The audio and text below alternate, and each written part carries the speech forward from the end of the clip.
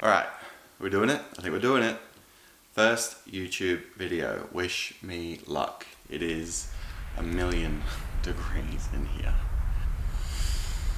Anyway, where were we? Hello, how's it going? My name is Nick. I'd like to talk to you today about language learning. I myself am a language learner, or at least I like to think I am. I love the idea of learning languages. I love talking to people about learning languages. I like showing off my skills every now and then where I can, when I can. But the truth is, I have not been studying very much at all. I am very passive. I'm letting it come to me. Very minimal interactions with the languages that I'm learning. But ultimately, I haven't had a solid plan for ages. It seems to be after university, it all just sort of died down. I've been out for a few years and working my full-time job, and I just seem to not be able to find the time to sit down, work out a plan, and action it. Procrastination for me has just been at an all-time high constantly for years, and I really want to put a stop to it. If I could, I would quit my job and dedicate all hours of the day to learning languages, to the point where I've just got dozens of them on my rotor and I'm walking around talking about how awesome I am. Look at all these languages that I speak. Aren't they impressive? Because if you speak one foreign language to someone and it surprises them, they're genuinely impressed by you, and honestly, I don't think it takes too much. And I kind of love it. I wish I could say that I've been committing myself to learning languages, but I haven't. Walking into a room, hey, I speak 12 languages. What do you do? At the end of the day, at this stage of my life, I'm not a polyglot. And it's okay. So there are these videos out there of these language learners who have seemingly been able to dedicate all hours of their life to learning and acquiring new languages, to the point where they have mastered or attained a very decent grasp of many, many languages. And these people are referred to as polyglots. So when it comes to defining what a polyglot actually is, it's open to interpretation. It's all opinion based, but generally a polyglot is someone who has mastered or speaks 4 or 5 languages or more. And what actually constitutes mastering a language or speaking a language to count towards those 4 or 5, it's all really up for debate. 4 or 5 languages or more for a polyglot makes sense to me. I guess you've got 2 is bilingual, 3 is trilingual, 4 quadrilingual.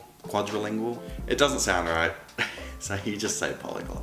You can take it one step further and explore the concept of a hyperpolyglot, which I believe they said is 12 or more languages. Now, being able to speak 12 languages to me is just fanciful. We're never going to happen, but I guess it's something fun to think about and perhaps aspire to. So some people out there are lucky enough to be raised speaking multiple languages, 4 or 5, maybe even more, and that automatically makes them polyglots. They may not even have a passion for learning or acquiring the languages. They've just grown up with it around them and picked up the skills, which I really wish I was one of those people. So the reason why hyperpolyglots wanted to define themselves as 12 or more is because it separates them from the main batch. A hyperpolyglot, someone who speaks 12 or more, no one learnt 12 or more just from birth growing up. They didn't speak 12 growing up. If they did, good for them, but odds are they didn't. So if you actually are a hyperpolyglot, if you actually speak 12 or more languages, then you are considered a person who genuinely has the passion and dedication towards learning foreign languages, as someone who was able to put in the hard work and the dedication and commit themselves to getting it done. There's talk about learning all of those languages. It starts to make it seem like a collector's item. You're just collecting a whole list of languages that you want to learn, but I think it's fun. I kind of get it. That's cool. So back to the point about the videos that these polyglots make, where they show off their skills and let us know what they've been able to achieve.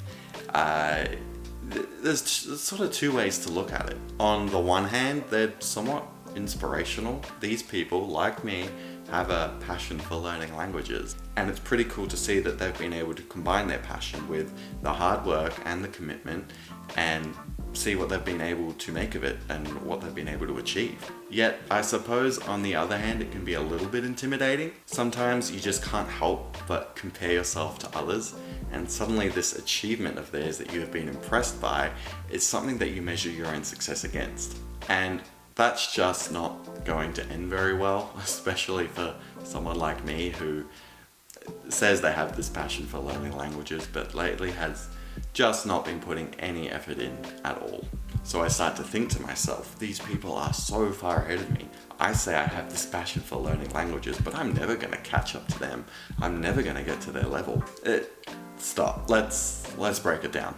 I have to remind myself that language learners may have similar goals and we may be on similar journeys, but we don't all necessarily have to be at the same point on that journey. For me, it's just going to be better to focus on my own rate of progress and make sure I'm at least a little bit better than I was yesterday.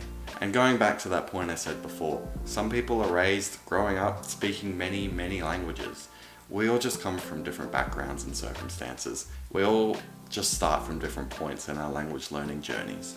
And while I may not want to compare myself to them, I'll always be maybe a little jealous. I grew up in a English-speaking country, English-speaking family, English everywhere. Oh well. So, a little fun fact I came across. A statistically disproportionate amount of hyperpolyglots are male, gay, left-handed, likely somewhere on the autism spectrum, and suffering from an autoimmune disorder, such as asthma or allergies. Honestly, male, gay, left-handed, autistic, no, autoimmune disorder, no, 3 out of 5, 3 out of 5, wow, maybe I am a polyglot. You know what, I take back everything I said, I am a polyglot. I just haven't learned all the languages yet. So this has been my first attempt at putting something up on YouTube. I'm here because I have a passion for learning languages, and while my current knowledge may make one wonder how I actually define passion, especially compared to those that speak 10 plus languages, I know I'm passionate about it. And that is enough for me, and it's time to put that passion back to work. I want to use a YouTube channel as a way to create my own little online space to alleviate my own feelings of stress and sense of competition. A way to help my focus be more on the joy and the fun aspects of learning foreign languages.